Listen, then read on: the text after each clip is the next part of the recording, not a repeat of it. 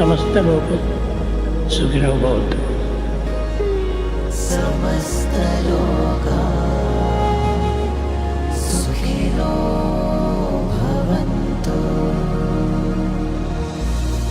समस्त लोक सुखिनो भवन्तु। समस्त लोका सुखिनो भवन्तु। समस्त लोक सुखिनो भवन्तु। समस्त लोका सुखिनो भवन्तु।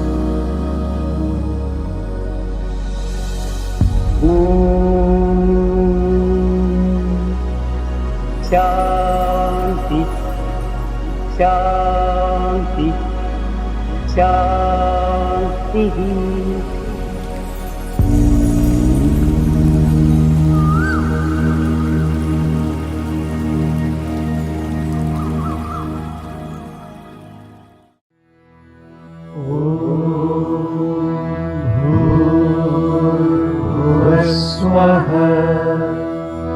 तत्सवितुर्वरेण्यं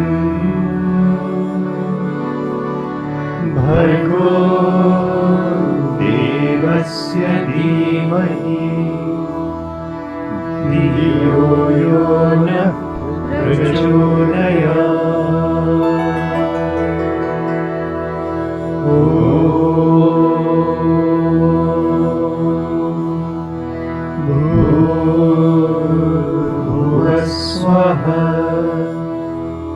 तत्सवितुर्वरेण्यं भर्गो देवस्य धीमहि धियो यो नः प्रचोदयात्।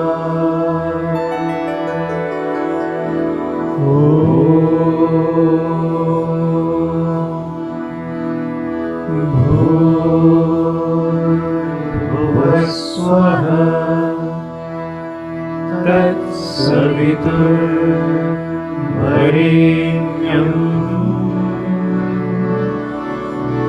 भर्गो देवस्य धीमहि धियो यो नः प्रचोदयात्।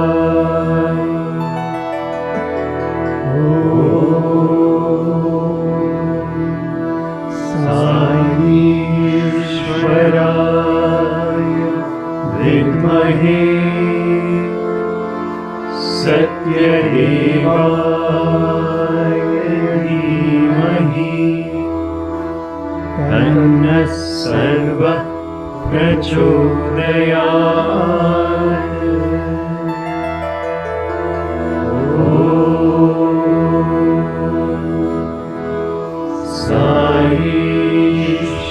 साईश्वराय विद्महे सत्यदेवाय धीमहि तन्नः सर्वः प्रचोदयात्।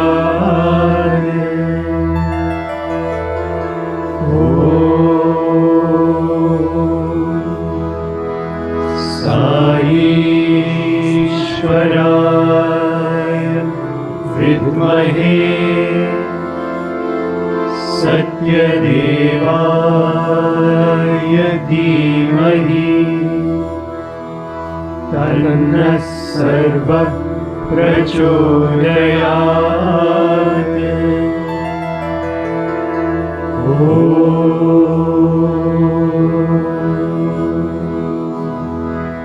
शान्ति शान्ति शान्तिः।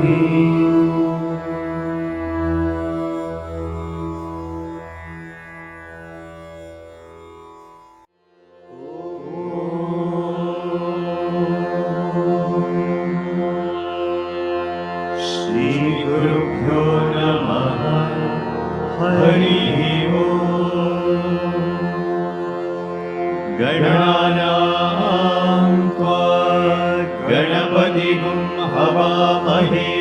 कविं कवीनामुपमश्रवस्तमम् ज्येष्ठराजं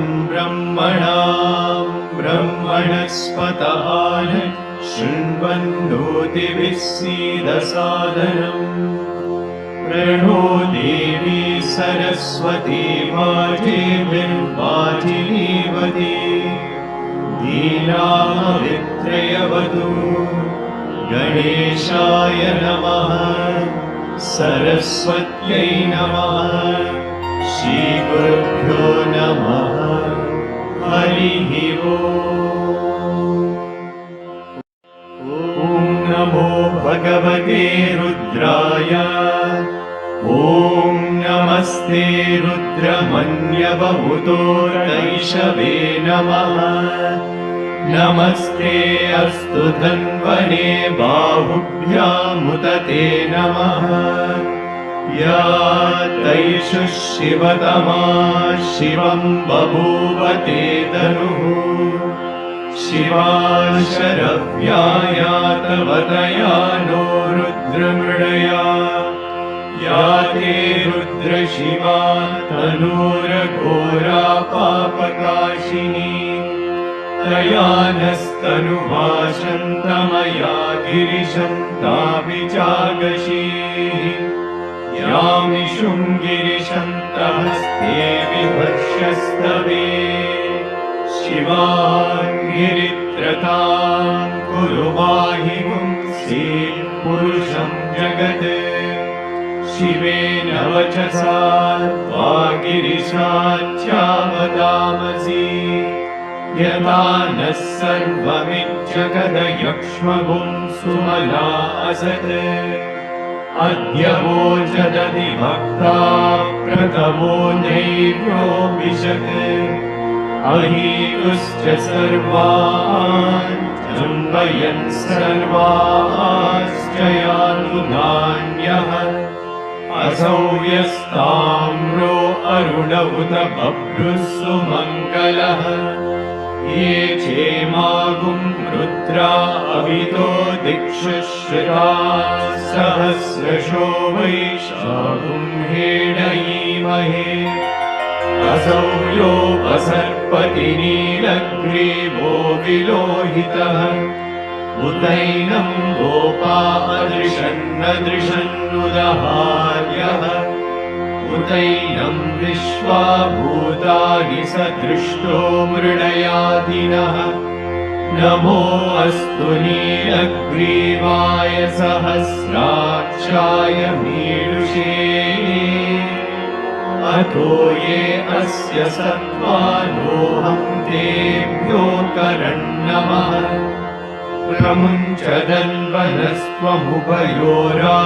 प्रमुञ्चदन्वनस्त्वमुभयोराग्नियोज्या याश्च ते हस्तैषवः पराता भगवो वपा अवतत्यदनुस्त्वगुं सहस्राक्षशतेषु ते निशीर्य शल्यानां शिवो नः सुमना भवा विज्यं धनुःकपर्दिनो विशल्यो बाणवागुम्भुता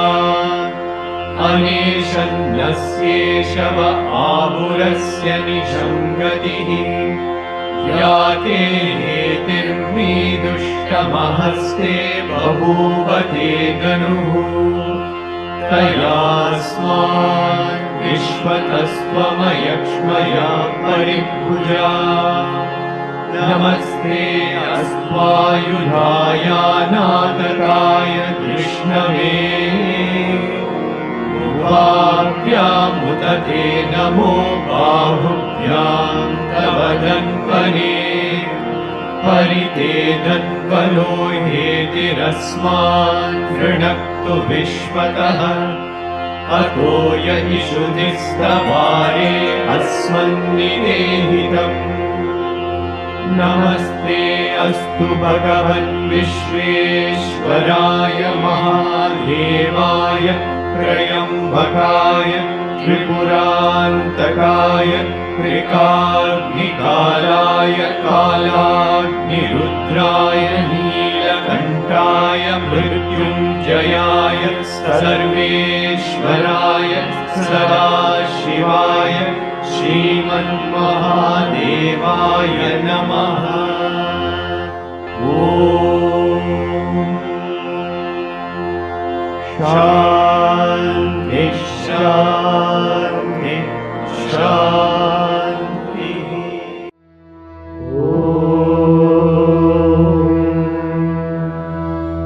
त्र्यम्बकं यजामहे सुगन्धिं पुष्टिवर्धनम् उर्वारुकमिव बन्धनान् मृत्योर्मुक्षीयमामृतात्।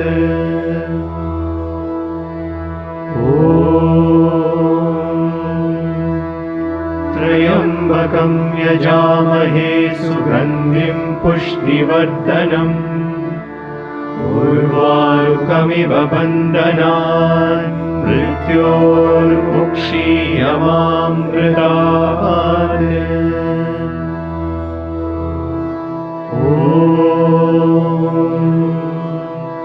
त्र्यम्बकं यजामहे सुगन्धिं पुष्टिवर्धनम् उर्वारुकमिव बन्धनान् मृत्योर्मुक्षीयमामृतात्।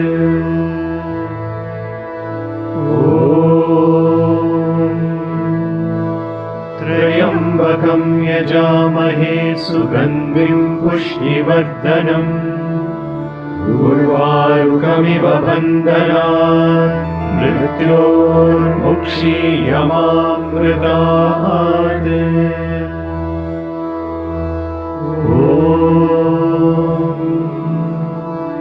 त्र्यम्बकं यजामहे सुगन्धिं पुष्टिवर्धनम् उर्वारुकमिव बन्धनान् मृत्योर्मुक्षीयमामृतात्।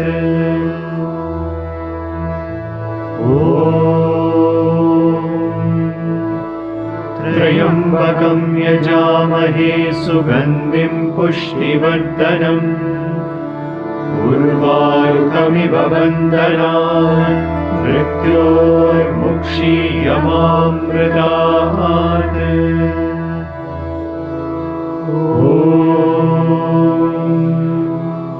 त्र्यम्बकं यजामहे सुगन्धिं पुष्टिवर्धनम् उर्वारुकमिव बन्धनान् मृत्योर्मुक्षीयमामृतात्।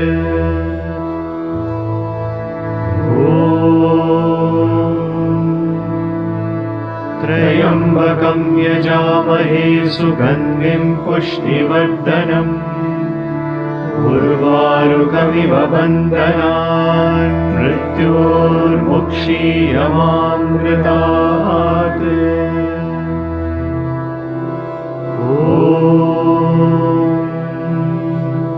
त्र्यम्बकं यजामहे सुगन्धिं पुष्टिवर्धनम् उर्वारुकमिव बन्धनान् मृत्योर्मुक्षीयमामृतात्।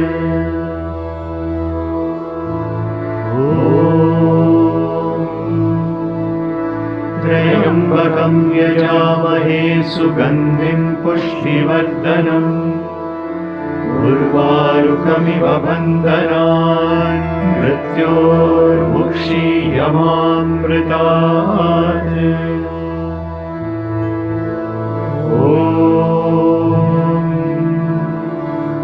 त्र्यम्बकं यजामहे सुगन्धिं पुष्टिवर्धनम् उर्वारुकमिव बन्धनान् मृत्योर्मुक्षीयमामृतात्।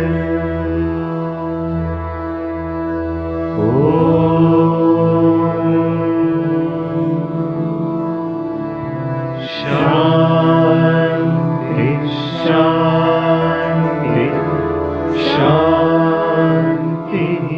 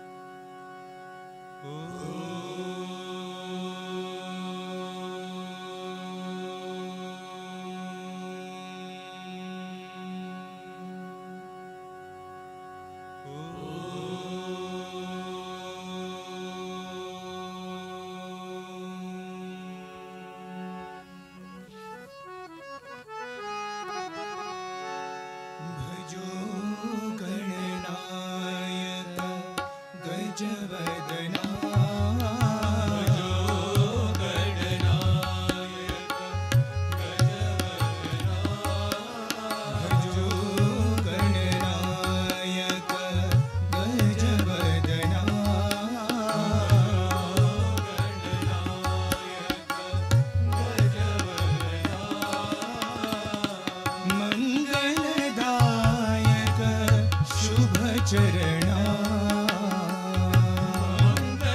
मंगलदायक शुभ चरणा मंगलदायक शुभ चरणा मंगलदायक शुभ चरणा भजो गणनायक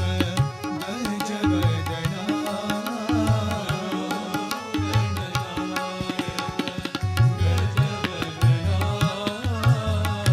सिद्धि विनायक शिवनंदना सिद्धि विनायक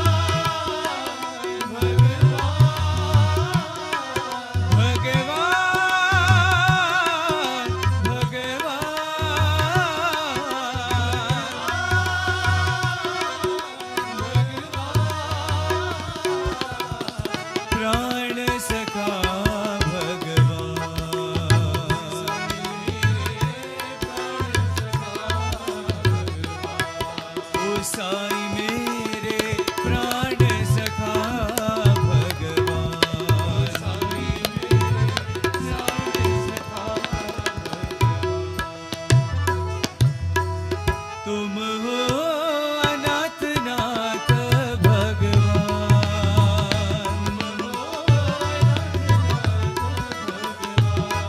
ओ साई मेरे प्राण सखा भगवान साई मेरे प्राण सखा भगवान मात पिता गुरु बंधु तुम हो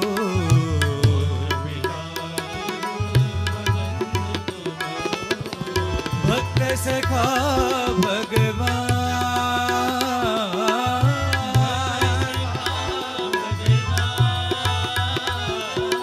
दीन सखा भगवान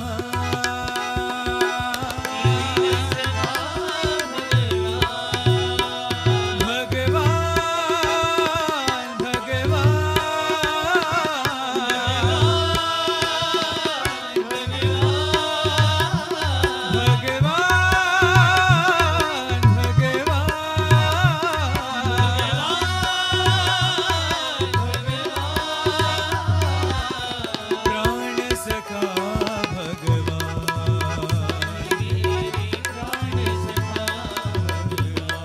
ओ साई मेरे प्राण सखा भगवान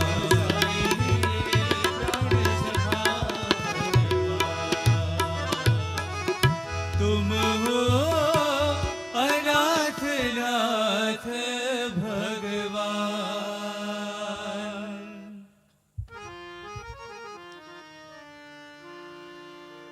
ओम जग जननी साई माता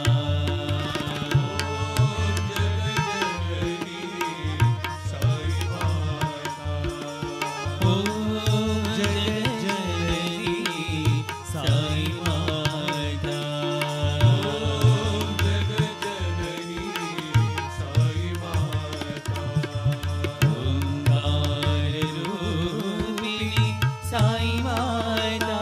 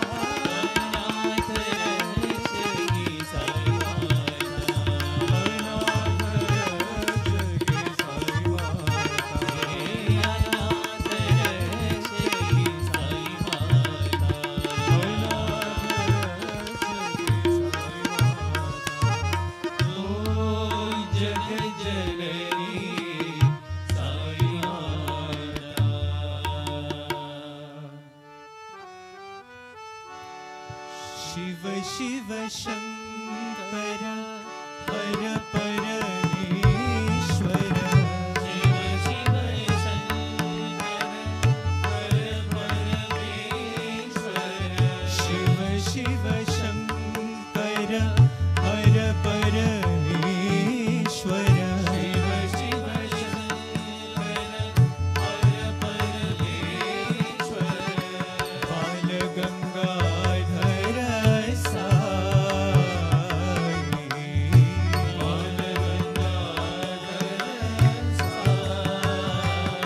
बाल गंगाधर साई बाल गंगाधर साई शिव शिव शंकर परतिपुरीश्वर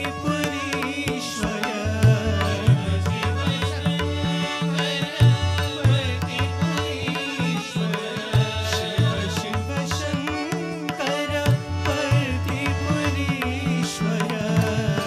शिव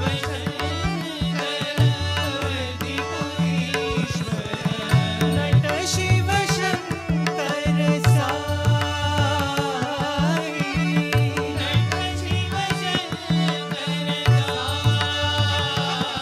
नट शिव शंकर साई नट शिव शंकर साई बाल गंगाधर साई बाल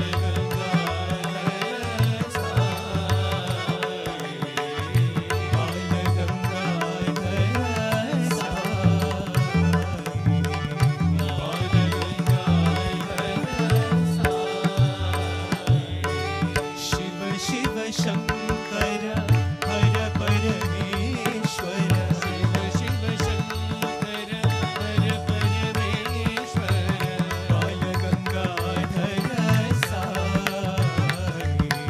बाल गंगाधर साई शिव शिव शंकर परतिपुरीश्वर शिव शिव शंकर परतिपुरीश्वर नट शिव शंकर साई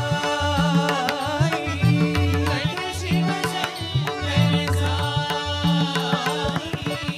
बाल गंगाधर साई बाल गंगाधर साई बाल गंगाधर साई बाल गंगाधर साई शिव शिव शंकर हर परमेश्वर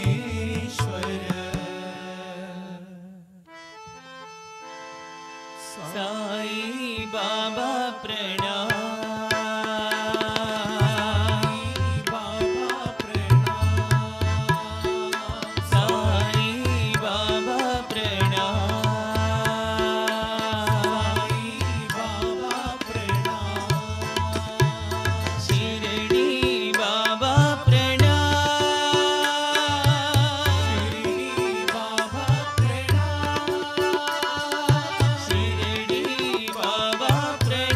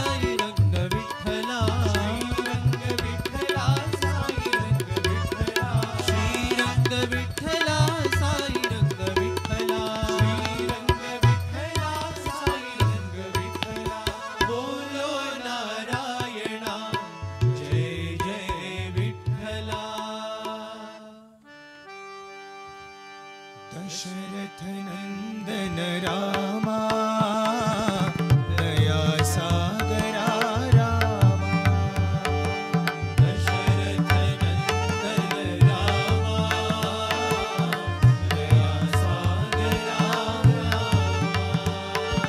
दशरथ नंदन रामा दया सागरा रामा दशरथ नंदन रामा दया सागरा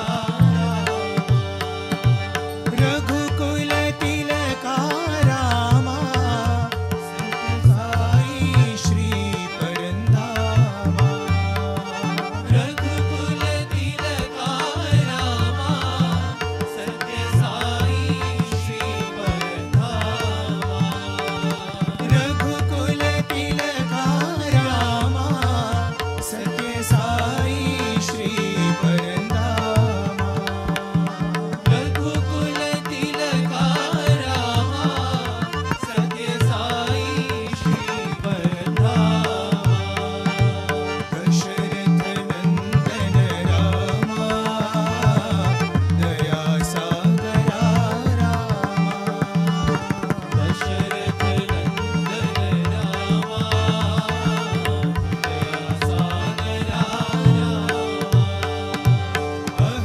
अहल्योद्धारक रामा शाप विमोचन रामा अहल्योद्धारक रामा शाप विमोचन रामा अहल्योद्धारक रामा शाप विमोचन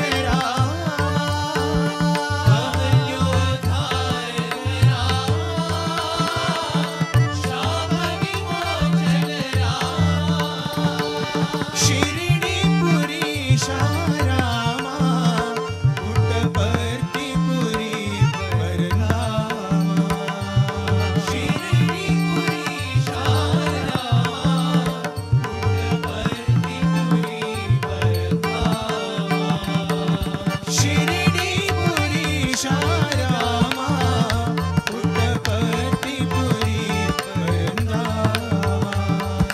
शिरडीपुरीशा रामा पुट्टपर्तिपुरी परनामा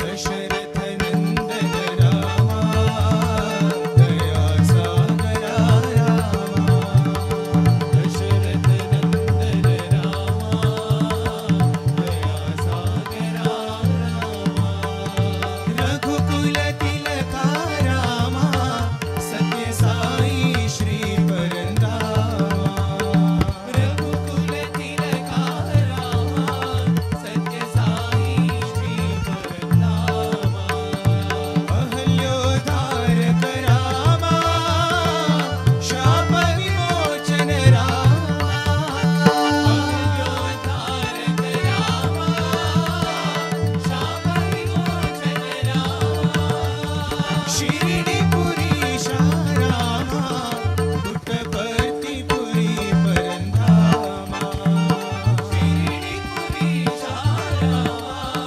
पुट्टपर्तिपुरी परंधामा शिरडीपुरीशा रामा पुट्टपर्तिपुरी परंधामा शिरडीपुरीशा रामा पुट्टपर्तिपुरी परंधामा दशरथ नंदन रामा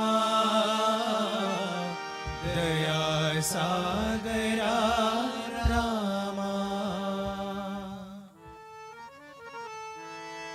जय नारायण जय हरि नारायण जय हरि जय नारायण जय हरि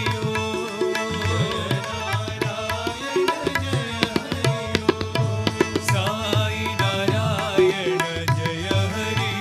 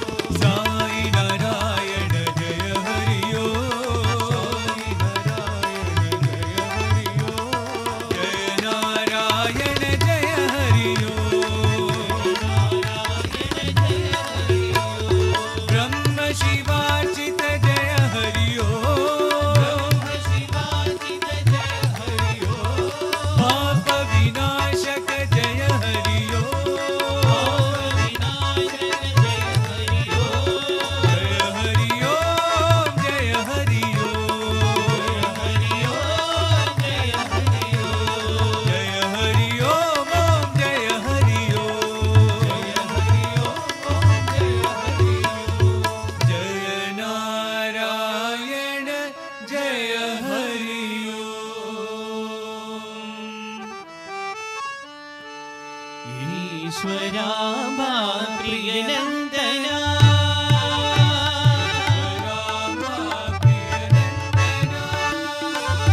ईश्वराम्बा प्रियनन्दना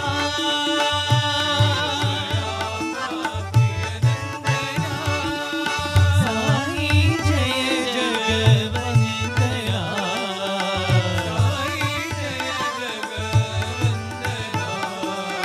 साई जय जगवन्दना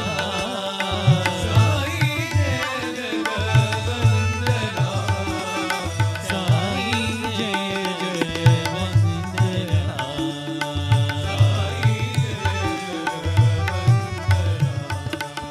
साई जय जगवन्दना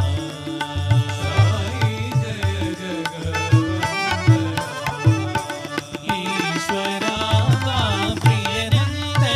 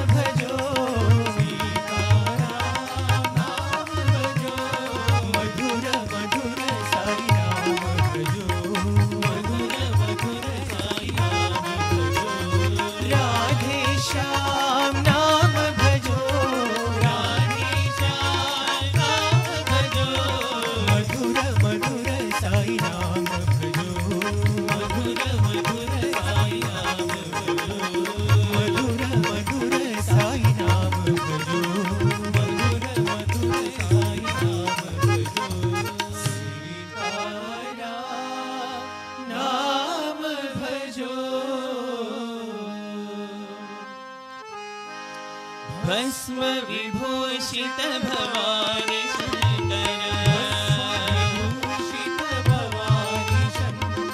भस्म विभूषित भवानी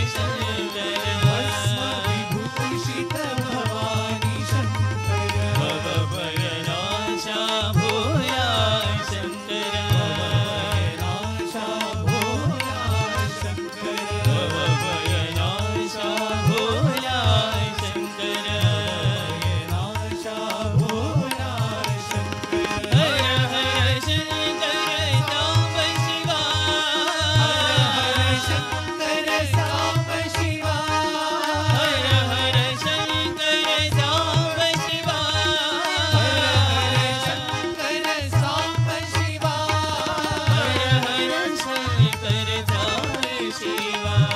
हर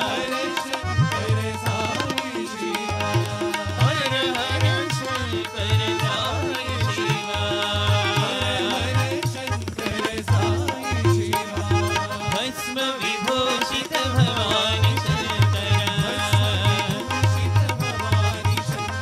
भव भयनाशा भोला शंकर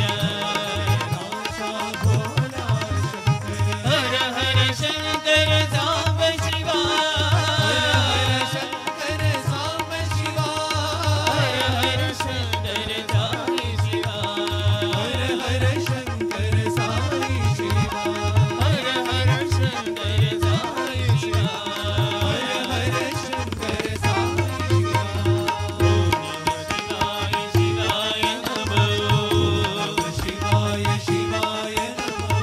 ओम नमः शिवाय शिवाय नमः ओम नमः शिवाय शिवाय नमः ओम नमः शिवाय शिवाय नमः ओम नमः शिवाय शिवाय नमः ओम नमः शिवाय शिवाय नमः ओम नमः शिवाय शिवाय नमः ओम नमः शिवाय शिवाय नमः ओम नमः शिवाय शिवाय नमः ओम नमः शिवाय शिवाय नमः भस्म विभूषित भवानी शंकर श्रीनिवासा श्री वेंकटेशा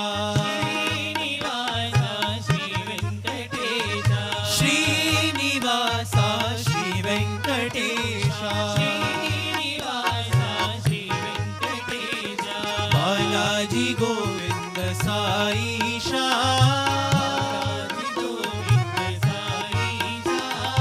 बालाजी गोविंद साईशा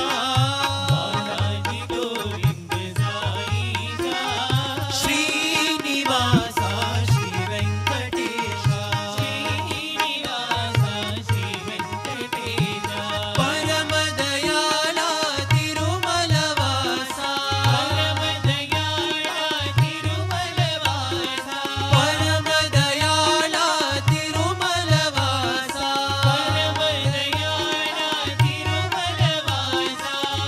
पद्मालक्ष्मी वल्लभैषा पद्मालक्ष्मी वल्लभैषा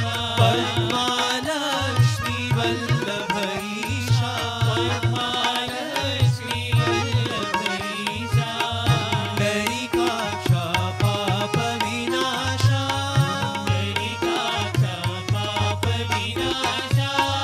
दरिकाक्षा पाप विनाशा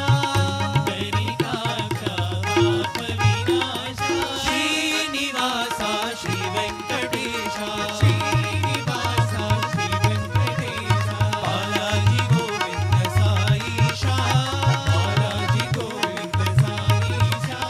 श्रीनिवासा श्री वेंकटेशा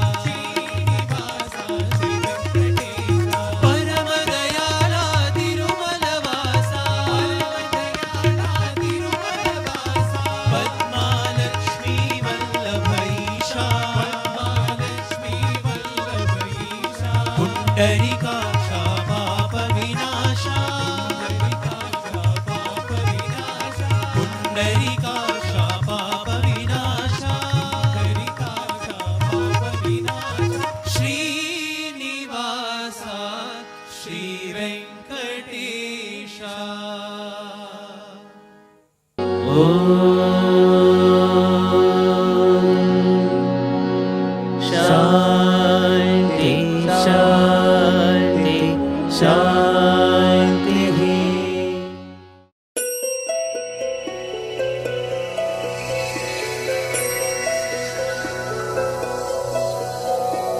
नारायणं नमस्कृत्य नरं चैव नरोत्तमं देवीं सरस्वतीं व्यासं ततो जायं उदीरयेत् नारायणं नमस्कृत्य नरं चैव नरोत्तमं देवीं सरस्वतीं व्यासं ततो जायं उदीरयेत् नारायणं नमस्कृत्य नरं चैव नरोत्तमं देवीं सरस्वतीं व्यासं ततो जायं उदीरयेत्.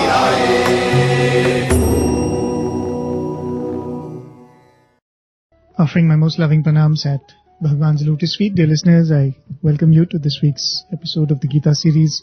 We covered 4 verses last week, verses 3, 4, 5 and 6 of the 5th chapter.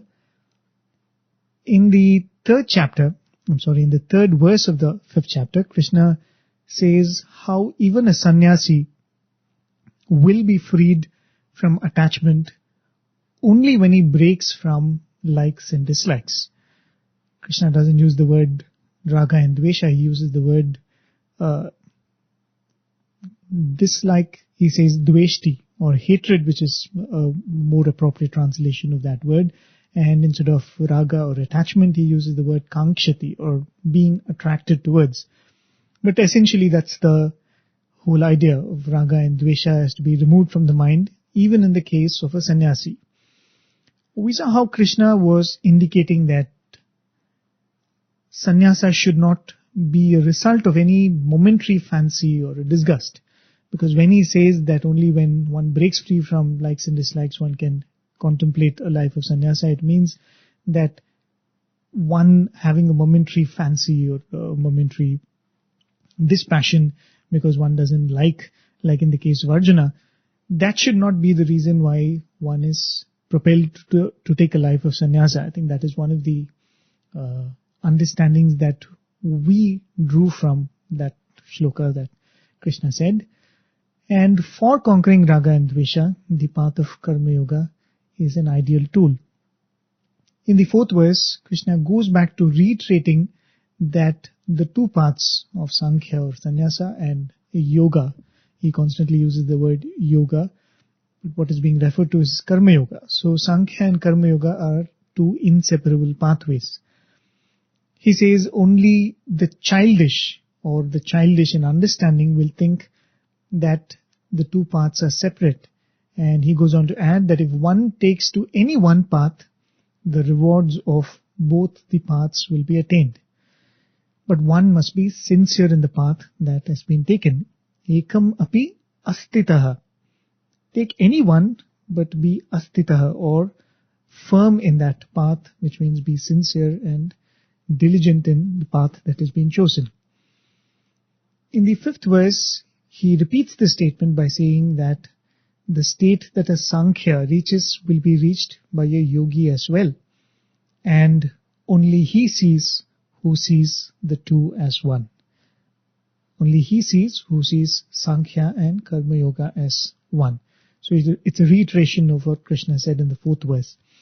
In the 6th verse, Krishna states that even though these 2 paths are inseparable, after having made that very, very clear, he goes on to say that from the point of view, in what way they are inseparable? From the point of view that both take you to the goal.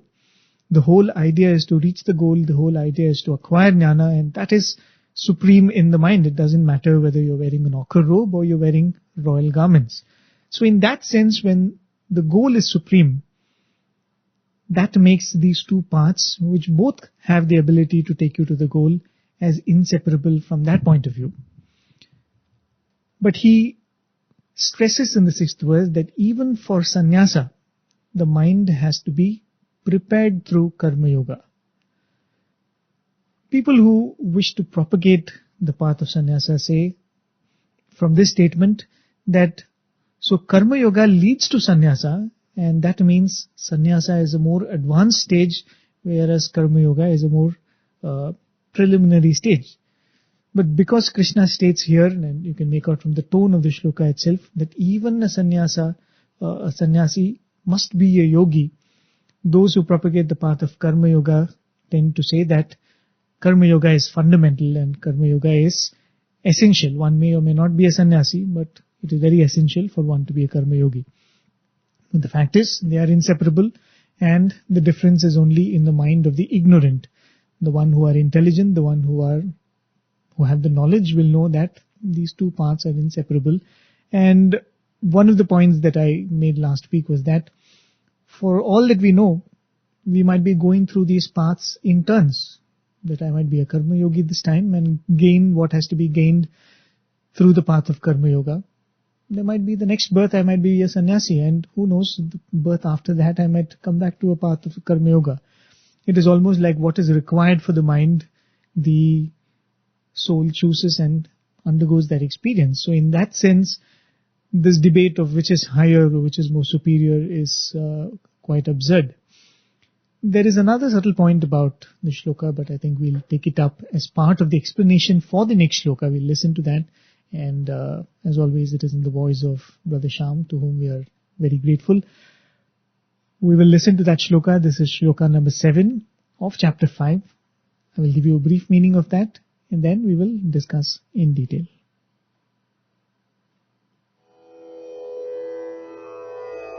योगयुक्तो विशुद्धात्मा विजितात्मा जितेन्द्रियः सर्वभूतात्मभूतात्मा कुर्वन्नपि न लिप्यते. A master of yoga whose self is very pure and is fully subdued, the sense organs controlled, and the soul is realized to be the soul of all beings, he is not stained even though he is a performer of actions. So that is the 7th shloka of the 5th chapter. In the previous shloka, Krishna had very categorically said that it is not easy to reach and maybe even not easy to retain the state of sannyasa without the preparation of Karma Yoga. But for one whose mind is prepared through Karma Yoga, Brahman is easily attainable. Right? That's what he had said in the previous verse. So there's an important point that Krishna is making in this shloka, and not in this shloka, the previous shloka. We'll take it on from there, as I just said in the introduction. This point is not easy to miss, and if at all you have missed it, let me mention it and bring it to your notice. In the first line, Krishna says, sannyasa is difficult to attain for one who is not a karma yogi, but for a master of karma yoga, Brahman is easily attainable. So the first line he speaks about sannyasa being difficult to attain, but in the second line he speaks about attaining Brahman. If it is a regular statement of comparison, Krishna should have said, without karma yoga, sannyasa is difficult. With karma yoga, sannyasa is easy. Right? That is a straight comparison that you would expect. But here he mentions sannyasa in the first line and speaks about reaching Brahman in the second line, which means a perfect sannyasi is one who reaches Brahman. Right? That's a no-brainer. Just as a perfect karma yogi reaches Brahman, which Krishna has been saying so much in the 3rd and 4th chapter. And in fact, later Krishna will say how even a perfect devotee or a perfect bhakta reaches Brahman too.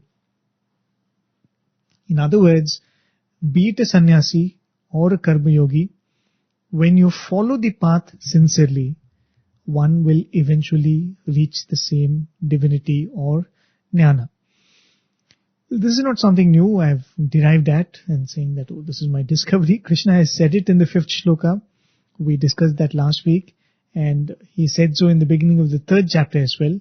And what this means to us at this point is, when Krishna spoke of the jnani in the 4th chapter, and he gave the description of a karma yogi, we saw before that, and maybe even in the state when in his description of sthita prajna in the 2nd chapter, all of these descriptions are going to be very, very similar, and that is the point I'm trying to make.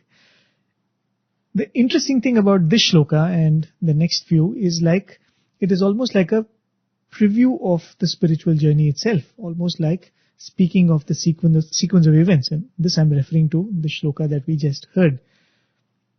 Because when I read out the meaning, it is not difficult to miss that the description is very, very similar to the description of a karma yogi, the description of a sthita prajna, and it is going to be very, very, very similar to the description of a bhakta, which is going to come in the later chapters. But this particular shloka, if you look at it, it is almost like it is giving you the stepwise journey or the sequence of events in the spiritual journey. It may or may not be in the order mentioned, and it is not like you finish this leg of the journey and then the other starts. But nevertheless, you can kind of sense an idea of progression that is being hinted at in this particular shloka.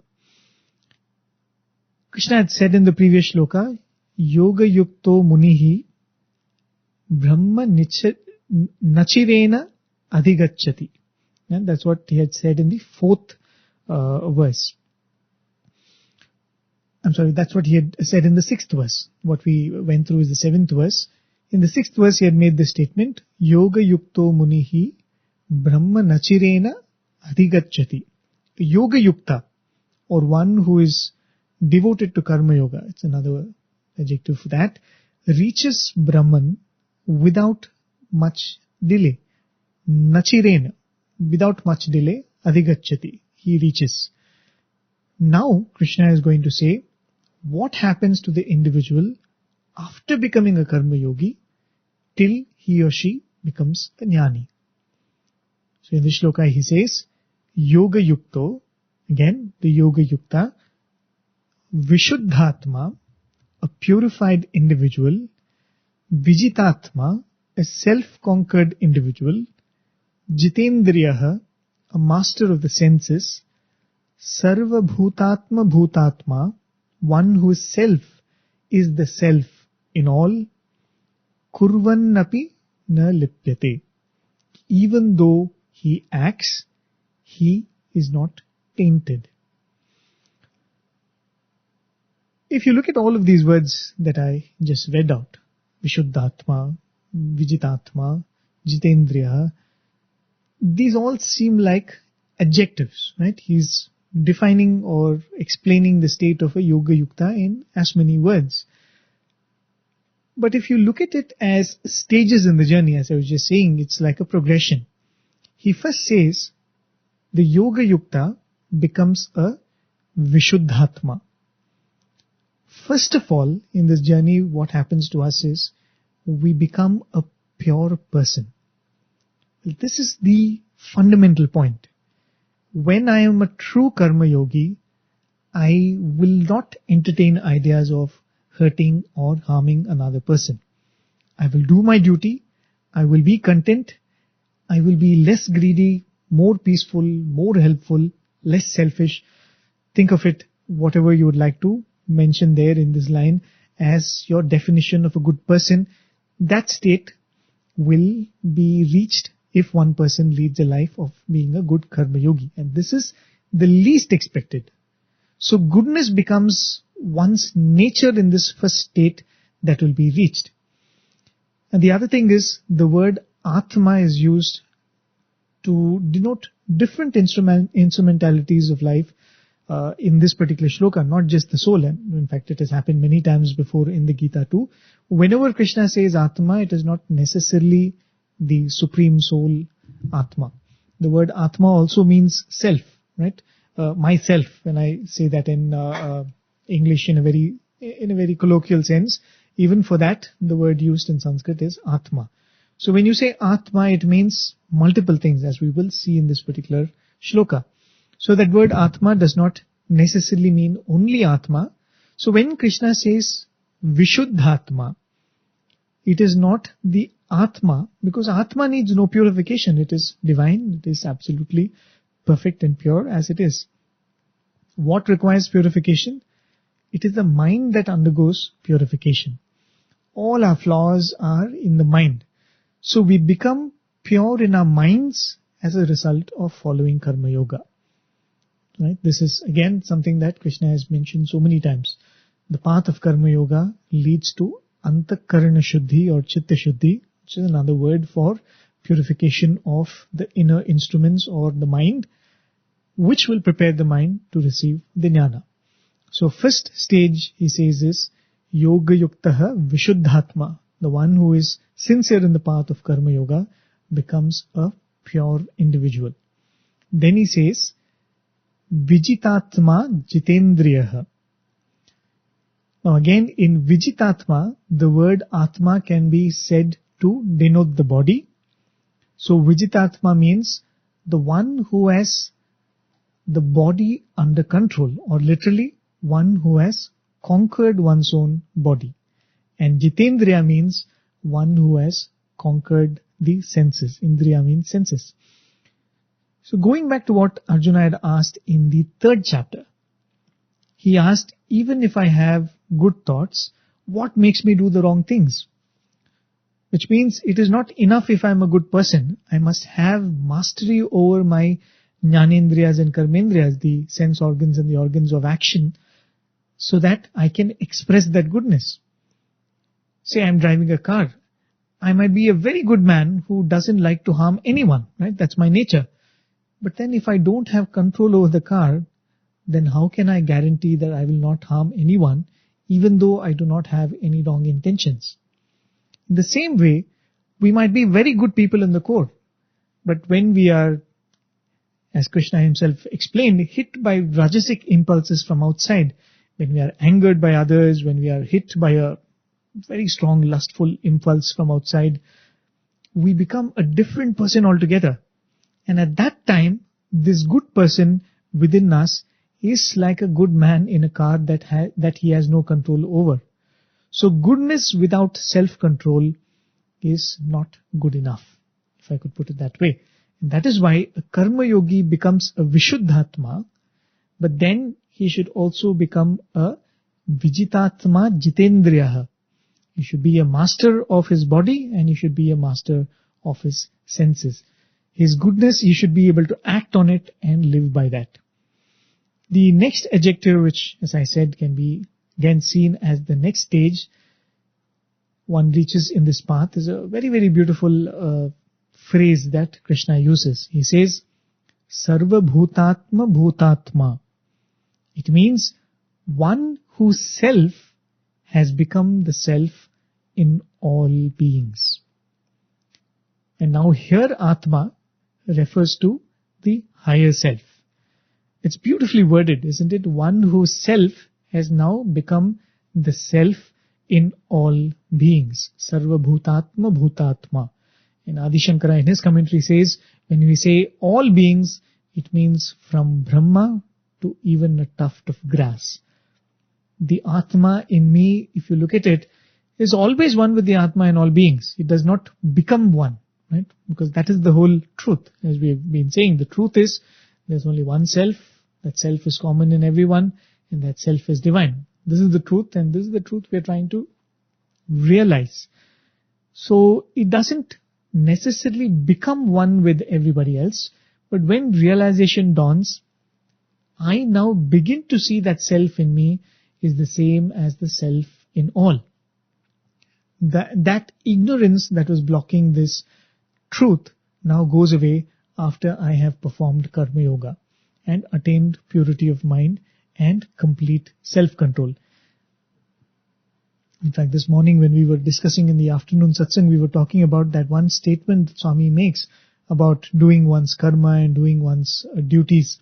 When Hislop raised the question about what is dharma and why is it important to follow it, Swami made this very same statement, and I was very surprised to see that there, and I did mention this, because the same thing which Krishna is saying here, when you've been a good karma yogi, you'll become a pure person, and that pure person will have self-control, which means control of the body and the senses, and he will begin to see his own self in the self of all beings.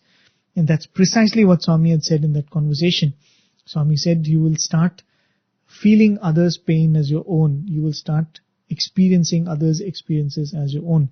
It's a different way of just saying Sarva Bhutatma Bhutatma. So very, very important step and a very beautifully worded phrase. If we also look at it, this is quite similar to what Krishna said in the 4th chapter. You will see all beings in your own self. And of course he goes on to say that you will see your own self in me. But this point had been made even in that 4th chapter. So as I said, all these points have been mentioned already.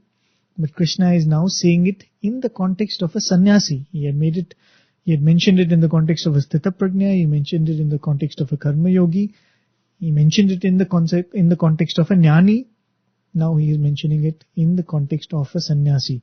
Because perfection in all of these paths leads to the same purification of the mind. So Krishna is giving the past and the future of a sannyasi, and also saying that at one point the line vanishes. And when the line vanishes, it doesn't matter whether you're a sannyasi or a karma yogi or whatever is the path that you've taken. So that is the critical point that is being made here, and it is being made repeatedly because it is very easy for us to look at these as different.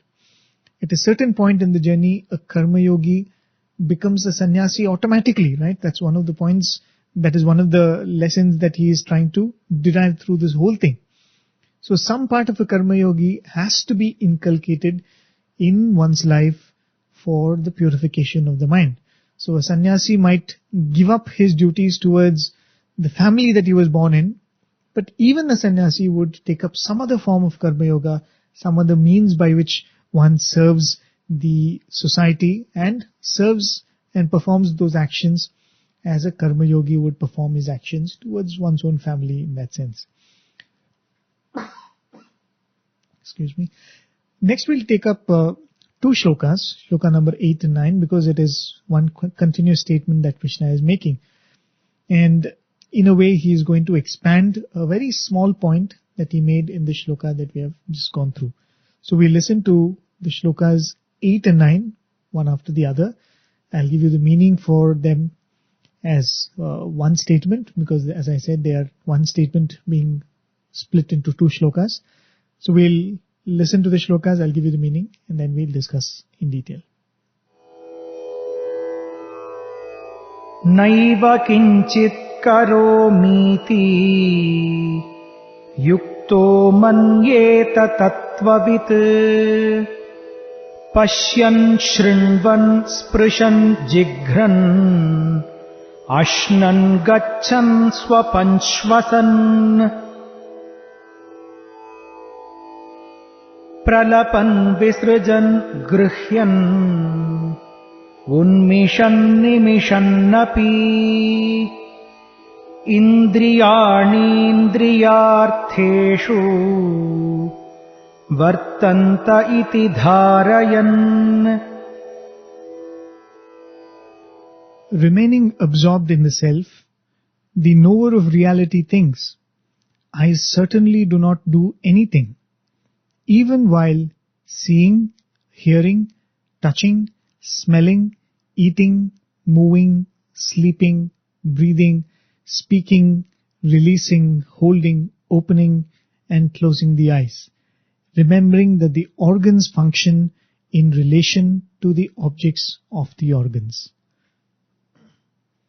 So these were verses 8 and 9, and as I said, it is one long statement which has been broken into 2 shlokas. Krishna ended the previous shloka by saying, Kurvannapi na lipyate. Even while acting, there is no taint. And here, the taint being referred to is consequences of the karmas that is being performed. So in these 2 shlokas, Krishna elaborates that kurvan, that doing, what all that kurvan or the act of doing includes. He says, Pashyan, seeing, Shrunvan, hearing, Sprishan, touching, Jighran, smelling, Ashnan, eating, Gachan, going, Swapan, sleeping, Shvasan, breathing, Pralapan, speaking, Visrajan, letting go. Grihanan, seizing. Unmishan, opening. Nimishan, closing. The opening and closing was, of course, in reference to the eyes. So as we can see, the list is pretty exhaustive, right? It covers all the actions that one may perform through the senses and the body, and all the actions that are either voluntary or involuntary, and all the actions that are required for the sustenance of the body, as well as progression of one's dharma or one's duty in life. So he says, Na eva kinchit karomi. I do not do any of this. Iti manyeta. He thinks like this. Yuktaha tattvavita. The yukta, who is the knower of the truth. So when Krishna said kurvan in the previous verse, it is in present continuous tense, which means even as one is doing, there is no taint. And continuing that, he says in the shloka that even as one is seeing, eating, doing, releasing, holding, and whatever, all those actions that he mentions, etc., he thinks or he remembers that whatever he is doing, he doesn't do. Na eva kinchit karomi. I am not doing any of this. Right? So he says the yoga yukta remembers that at all times when he is performing all of these actions. So here Krishna uses the term tattvavita, the knower of the truth. So he is describing the same person whom he described as sarva bhutatma bhutatma, one whose self is the self in all, which means that is the truth. The truth is that myself is the same as the self in all beings. So one who knows that truth is a tattvavita, knower of that truth.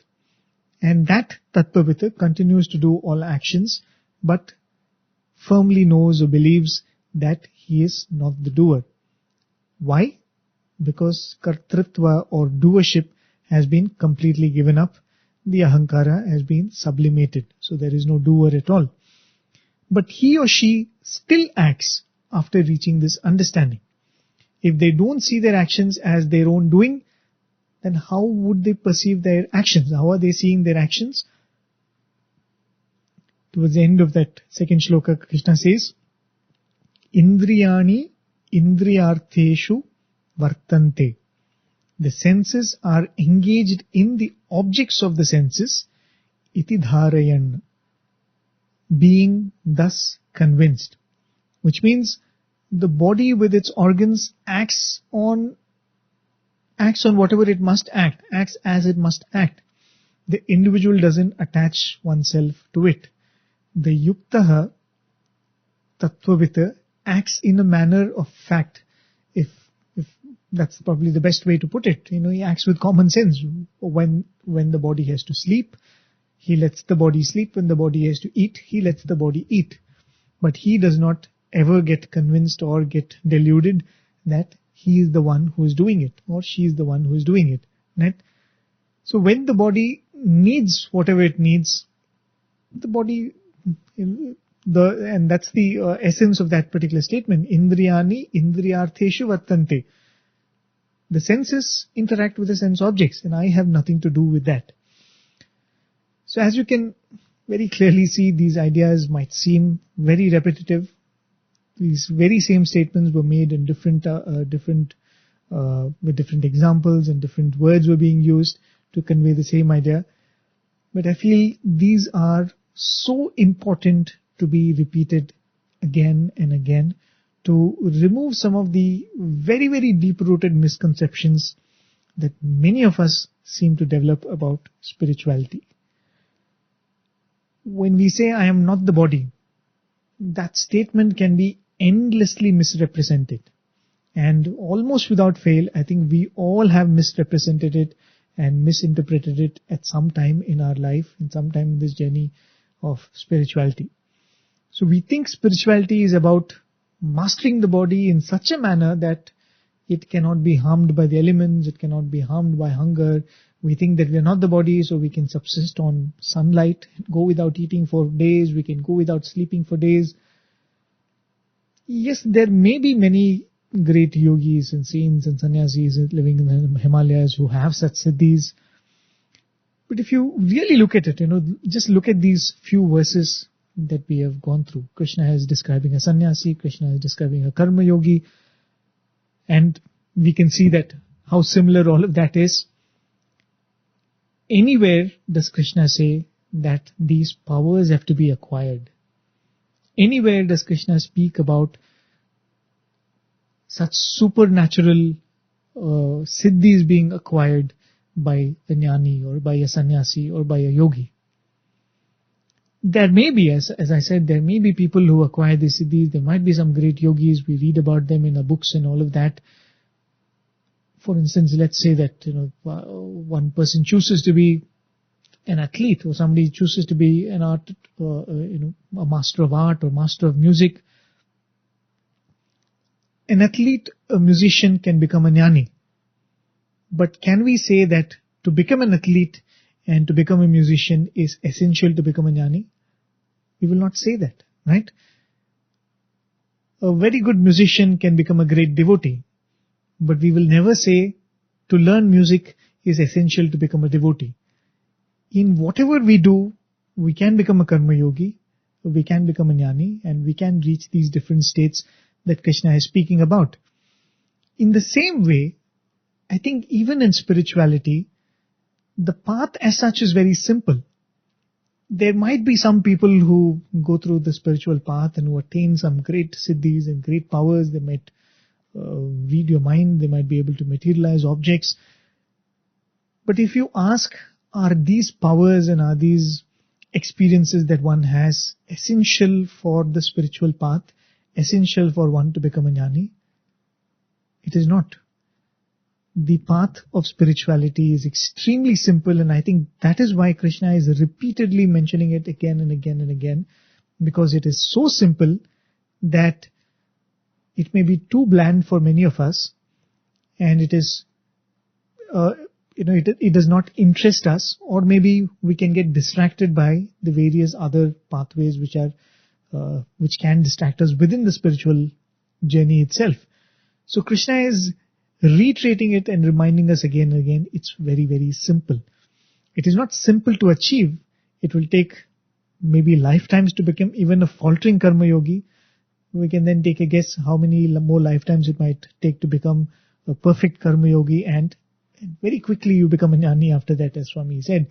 How many lifetimes it will take? In that sense, the path is not simple. And as Swami would say, very few take to the spiritual path, because Krishna had mentioned this in one of the previous shlokas. He said, because what can be achieved through karma in the worldly frame is like a low-hanging fruit, right?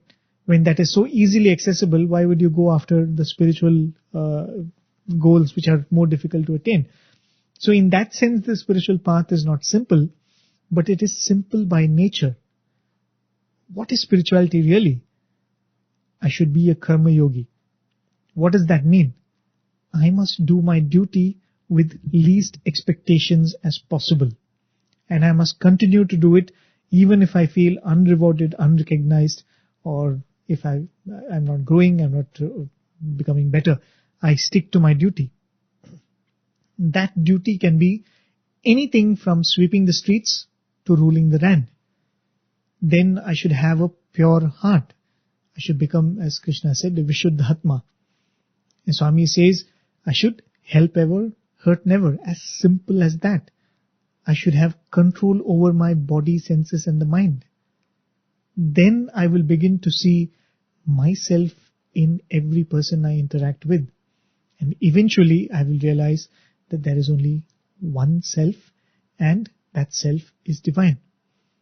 And when all this happens, I will act, but I will have the firm belief that the body acts, I do not.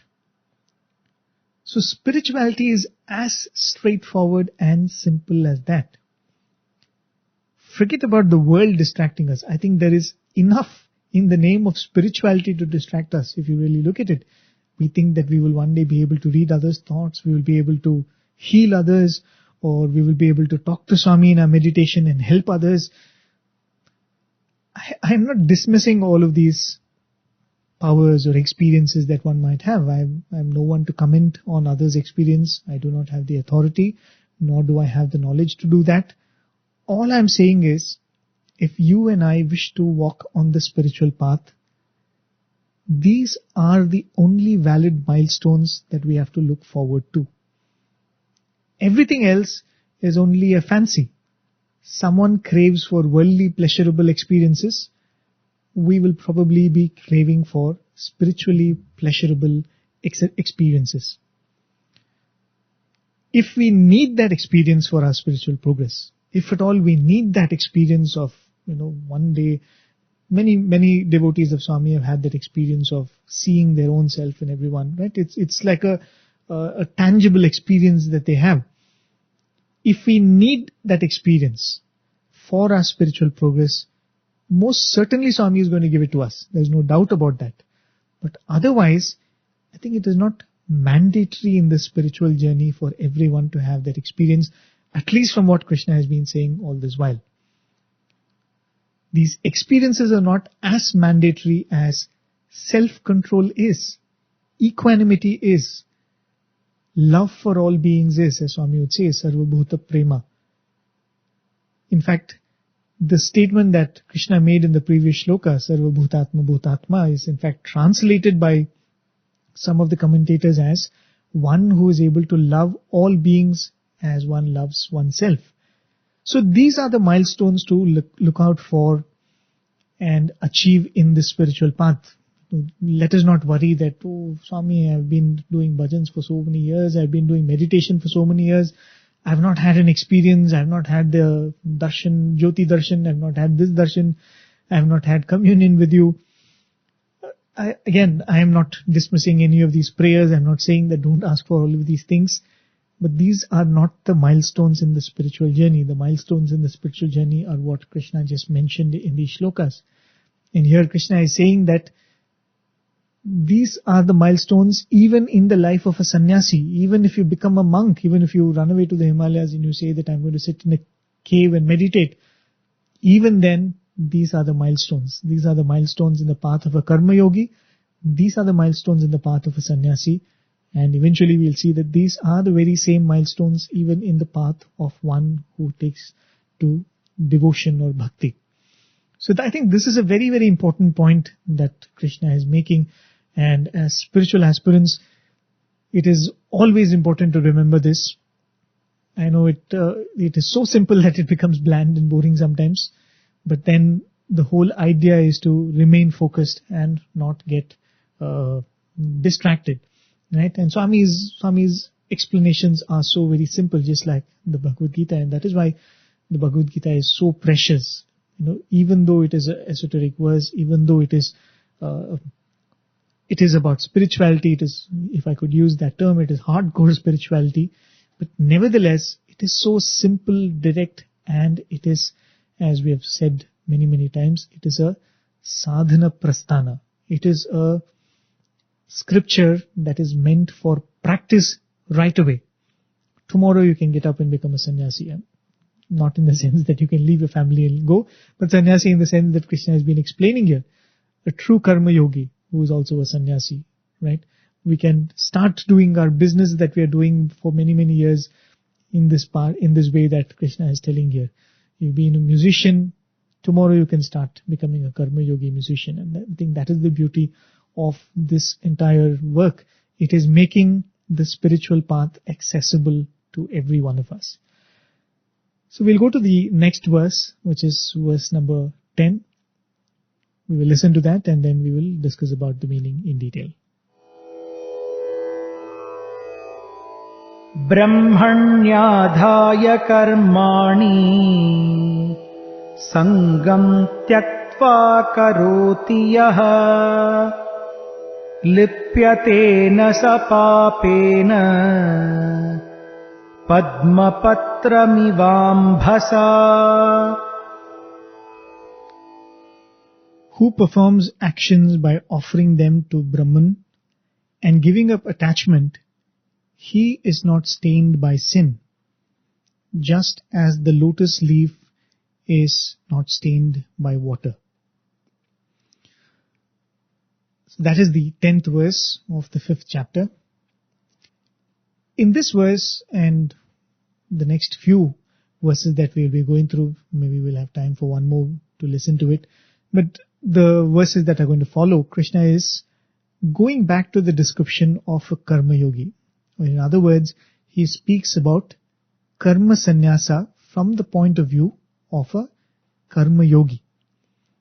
He said that one is a tattvavita, one who is a sarvabhutatma bhutatma. Such a person is not stained by actions. I think we all can agree upon that. We have spoken about it many times, where the tattvadarshi or tattvavita, who knows that the same self is in everyone, he does not associate himself or herself with the mind, one does not associate oneself with the ahankara, and so there is no katratva. We've spoken about all of that, right? So when Krishna says the tattvavita does not get stained by actions, we do not have any qualms with that. We'll very clearly accept that. But my problem is, I am not there yet. I am not yet a tattvavit. I don't know the truth, or I don't know the truth the way I'm supposed to know it.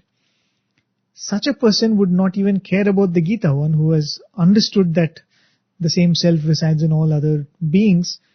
He probably will not be listening to the Gita series, or will not be reading the Gita or the Vahini series or any of those things.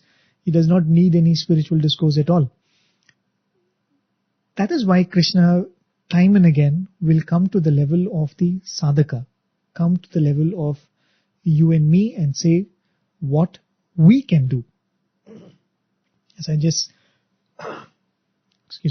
said, the whole text of the Gita is meant to be put into practice, right? It is not about reading it, it is not about giving a discourse on it like I'm doing or listening to it. It is about putting it into practice. And that is why, after saying that for a tattvavita, for a yoga yukta, for a jnani, it is like this, Krishna will always bring it down to the level of you and me so that we can act on that.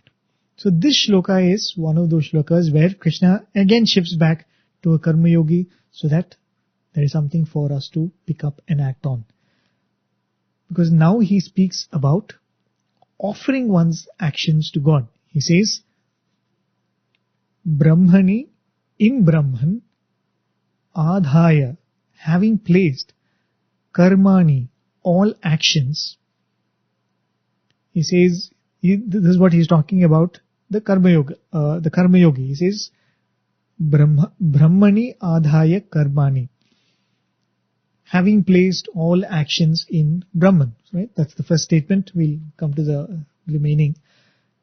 But if I am going to see myself in all beings, and as Adi Shankara said in his commentary, from Brahma to a tuft of grass, where is the question of me making an offering to Brahman? Where is the question of me saying that here is God in front of me, or here is Swami in front of me, and I am a devotee, and I am the offerer, and I am making an offering to Swami? That is why this shloka is for the sadhaka, who is not yet there, right? Which means you and me. Hopefully Swami will at least consider us as karma yogis and sadhakas, right? If there are some jnanis in the audience, please forgive me. This is not a reference to you. So Krishna says, Yaha brahmanyadhaya karmani, one who offers all actions to God, sangam tyaktva karoti, and acts giving up all attachment, lipyate nasa papena, he is not tainted by sin. Now this, what Krishna is saying, is a huge assurance that is being given to all of us. It is understandable, as I said, if a jnani will not be tainted by consequences because he is established in the truth, he or she is an akarta, a non-doer, does not have an ego. But here Krishna is saying, even if you are a karma yogi or a devotee, Because this feeling of doing as an offering to God is absolutely out of question if there is no devotion, right? So even if you're a karma yogi or a bhakta who is still caught up in this duality of life, if you are able to do all actions, what was mentioned in the previous shloka, from small acts to one's big responsibilities, as an offering to God, even then sin will not attach to you. How?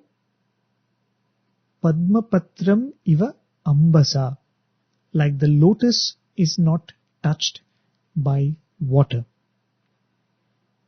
I am still at a state where I see the lotus and the water it is growing in as being separate. But at least the water now cannot taint me. That is why Swami would often say, just as the lotus plant lives in water but does not get contaminated by it, so we should live in the world but be untouched by it. This is another central recurring teaching or theme of the Bhagavad Gita. Do whatever you do as an offering to God. We've discussed what it means to do all actions as an offering to God, and I'm sure this will not be the last time that we'll be discussing about it. It's going to come again and again in the future shlokas and chapters too. But nevertheless, now that Krishna is speaking about making an offering to God or making all actions as an offering to God, let us take the opportunity to reiterate it for ourselves. Krishna says here, Yaha brahmanyadhaya karmani sangam tyaktva karoti. The act of offering actions to God and acting without attachment is somewhat related, right? That's what Krishna is saying here. One will act as all actions are offering to God, and sangam tyaktva karoti. He will do it with no attachment at all. Now imagine for a moment that you are standing in your puja room and you're offering prayers to Swami. Or let us say that you go into your garden and you say that let me pluck a flower for Swami and let me place it at Swami's altar. To some of these acts where we interact with Swami, we make an offering of a prayer or make an offering of a flower, no one else is a witness to that exchange. What I pray to Swami is just between me and Swami. The flower I offer to Swami, though only Swami will see it before it fades, I will still go out into the garden and get the most beautiful flower. Of course, these days we take pictures of even that flower that we offer to Swami and put it on social media, but that's a different point altogether. But faith is supposed to be something that is always one-to-one between you and Swami, and it is supposed to be a very private and intimate thing. The point I'm trying to make is, there is no show, there is no fear of judgment, there is no seeking approval from any other person in an act of offering. It is possible that we may follow rituals, right? Even in that offering of standing in front of Swami in the altar and praying and all that, we might follow rituals, but still, we alone are the witness to the fact whether we are doing it in the right way or not. Now, imagine the same thing. What happens if we are able to translate that to all the actions that we perform? Imagine doing all acts as a simple act of devotion of offering a flower to God. Just as I will pluck the most beautiful flower in the garden, I will not pick any flower that is probably badly formed, or it has been half-eaten by ants, or it has fallen down. Right? I'm not going to pick any of those flowers. I've gone into the garden.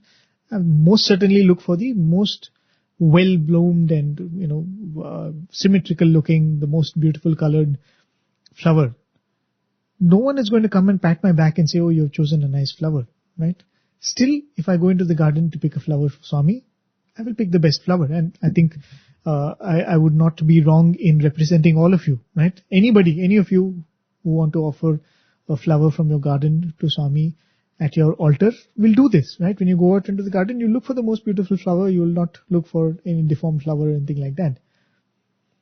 Even if nobody is going to see it, even if nobody is going to appreciate you, you will always pick the best flower. Day after day, the flower I keep in my altar might fade, but still, the next day if I go to the garden to pluck a flower for Swami, I will still look for the most beautiful flower and pluck it and offer it to Swami. The same will happen to all my actions. I will always try to do my best. I will always strive every day to become better than what I was the previous day. And in this offering that I'm making, I don't need anyone else's appreciation. I don't need anyone else's approval, nor do I seek any reward. When you perform your duty of a mother this way, your children may or may not be grateful to you. Right? It's possible that a few years later the children don't really recognize how much sacrifices you've done. But it will not matter as much to you because you did not do it for their gratitude. You were only offering a flower to Swami, and it had to be perfect. For the job that you do in your office, you may get a promotion, you may not get a promotion, your boss may appreciate you, or for all the good work that you've done, you may be yelled at. But still the next day when you go to your office, you will come and do your job perfectly. Why? Because you're not working for a raise or promotion, you're not working to please the boss, you are offering a flower to Swami. And that flower has to be perfect and beautiful. So if we are trying to follow this simple technique of offering all our actions to Swami, one of the best ways to see if we are growing in this path of offering all our actions to Swami, we can see whether we depend lesser and lesser on the rewards and the appreciation from outside. Negative comments, negative reactions, or even positive comments and positive reactions will distract us less and less from continuing to do our best. The moment we feel unrewarded, the moment we feel underappreciated, our thoughts will immediately go, but I did not do this for this appreciation. I did not do this because my boss is going to come and tell me that, oh, you did a good job. I was only offering a flower to Swami, and I was only ensuring that that flower is the most perfect one I can place in front of Swami. Right? I did it for my Swami, and I just ensured it was going to be perfect. Tomorrow, if nobody is going to come and appreciate me for that, it doesn't matter because I did not do it for that. And that is why this act of offering to Swami and detachment from the consequences are inseparable. Yaha Brahmanyadhaya karmani, one who offers all actions to Brahman, sangam tyaktva karoti, will act without any attachment. Of course, this is not easy. Just because I'm saying it, it does not mean that it's so easy and I'm practicing it every day. It is not easy, right? Let's be honest. We all need positive reinforcements. We all need some kind of feedback from the people we are involved in with our work. As a speaker, I would certainly like to know if my words are making sense to my audience. As a teacher, you might want to know if the students benefit. If you're a boss, if you're a team leader, you want to know if those working under you are able to grow under your leadership, right? And this feedback is most certainly essential for us as long as we have a mind, because the mind needs this kind of, it's food for the mind, this kind of appreciation, this kind of acceptance from peers. That is food for the mind, and as long as there is a mind, the mind will need these things. But remember, when we say that whatever I'm acting and whatever I'm doing, I am doing it as an offering to Swami. Swami is not just a picture, right? Swami will then become completely involved with our life. The duty of taking us to the goal will now, not now, it is always His, right? We have not reached out to Him and asked Him that we want the goal. We've asked Him for all kinds of things and trinkets. We have not asked Him to be a companion in this path. So He's only waiting for that call, and He's definitely going to be the one who is going to take the responsibility of taking us to the goal. So He will ensure that the mind is given what it needs to remain positive and hopeful. So if it calls for appreciation once in a while, if it calls for success once in a while, if it calls for recognition once in a while, I think it will come as and when Swami chooses that this mind needs a little bit of pampering right now, right? But we, for our part, should never become too attached to the consequences. When Krishna was defining the jnani, he had said, Tyaktva karma phalam asangam. He has given up deep attachment. Asangam is not merely attachment, but deep attachment to the fruits of actions. We should not become so attached to the fruits and consequences that attachment begins to guide our actions. We must, for our part, keep reminding ourselves that I am doing this only for Swami.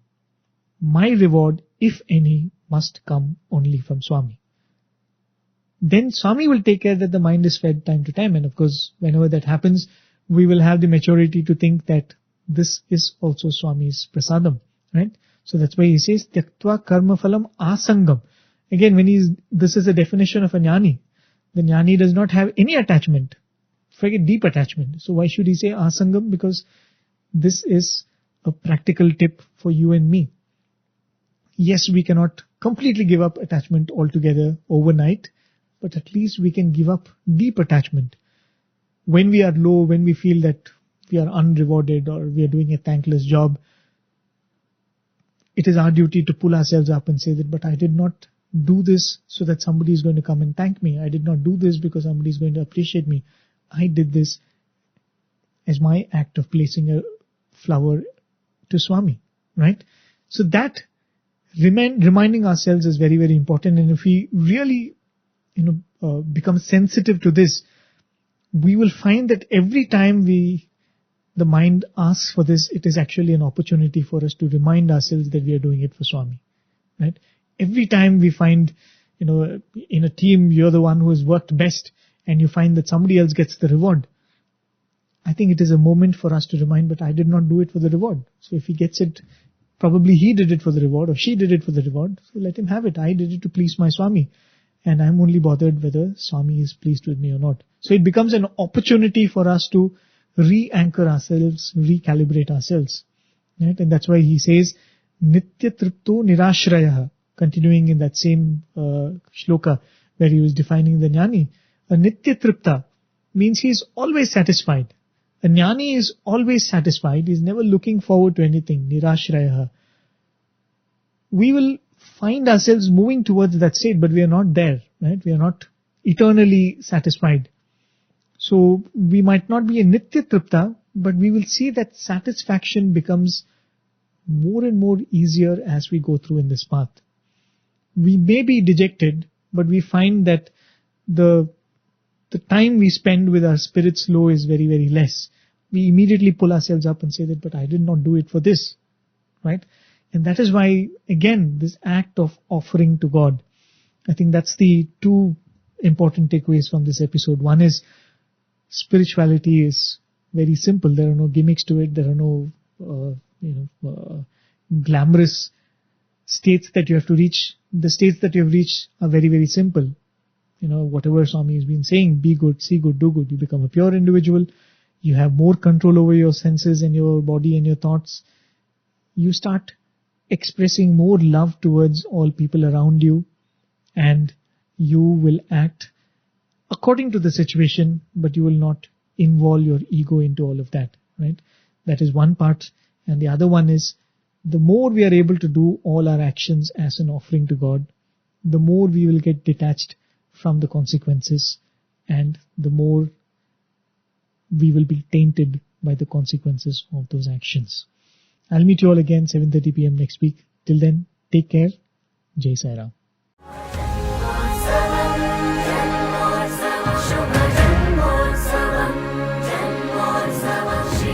Sathya Sai Center.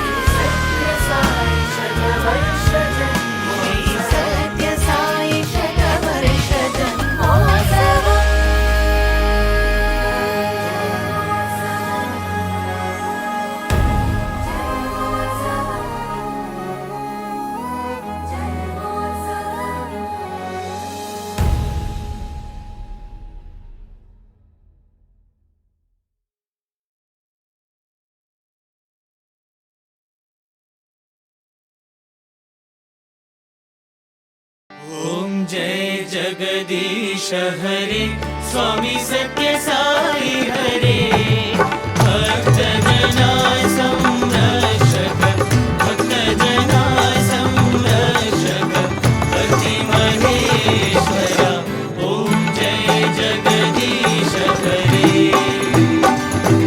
Shashi मगना श्रीकरा सर्वा प्राणपते स्वामी सर्वा प्राणपते आश्रित कल्पलतिका आश्रित कल्पलतिका आवतांतवा ओम जय जगदीश हरे माता गुरुदैवं पर्यन्तयुनीवे स्वामी पर्यन्तयुनीवे नाद ब्रह्म जगन्नाथा नाद ब्रह्म जगन्नाथा नागेन्द्राश्रयणा ॐ जय जगदीश हरे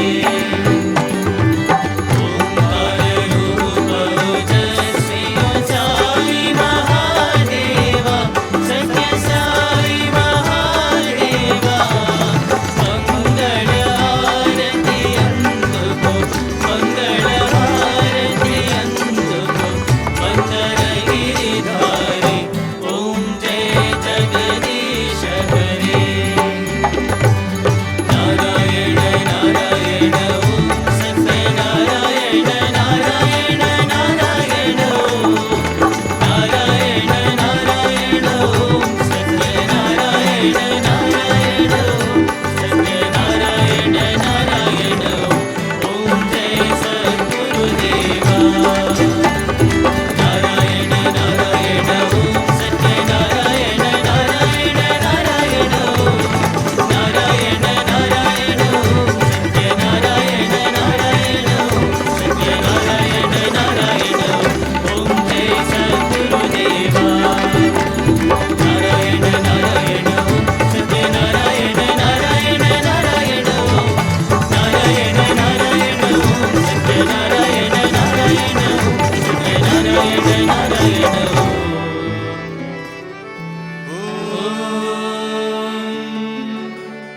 जय सद्गुरुदेवा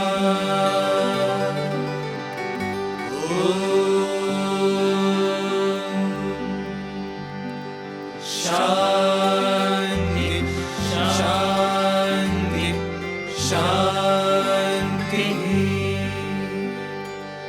समस्त लोका सुखिनो भवन्तु समस्त लोका सुखिनो भवन्तु समस्त लोका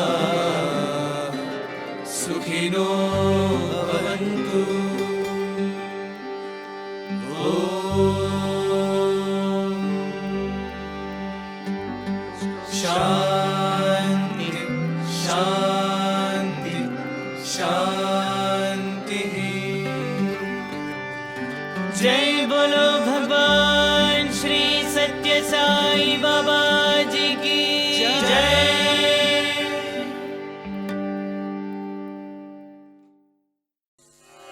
ॐ साईश्वराय विद्महे सत्यदेवाय धीमहि तन्नः सर्वप्रचोदयात्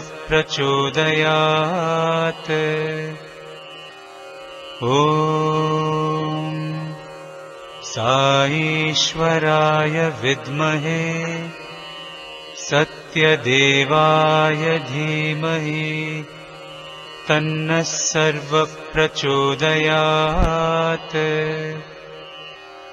ॐ साईश्वराय विद्महे सत्यदेवाय धीमहि तन्नः सर्वप्रचोदयात् ॐ साईश्वराय विद्महे सत्यदेवाय धीमहि तन्नः सर्वप्रचोदयात्। ॐ साईश्वराय विद्महे सत्यदेवाय धीमहि तन्नः सर्वप्रचोदयात्। ॐ साईश्वराय विद्महे सत्यदेवाय धीमहि तन्नः सर्वप्रचोदयात्। ॐ साईश्वराय विद्महे सत्यदेवाय धीमहि तन्नः सर्वप्रचोदयात्। ॐ साईश्वराय विद्महे सत्यदेवाय धीमहि तन्नः सर्वप्रचोदयात्। ॐ साईश्वराय विद्महे सत्यदेवाय धीमहि तन्नः सर्वप्रचोदयात्। ॐ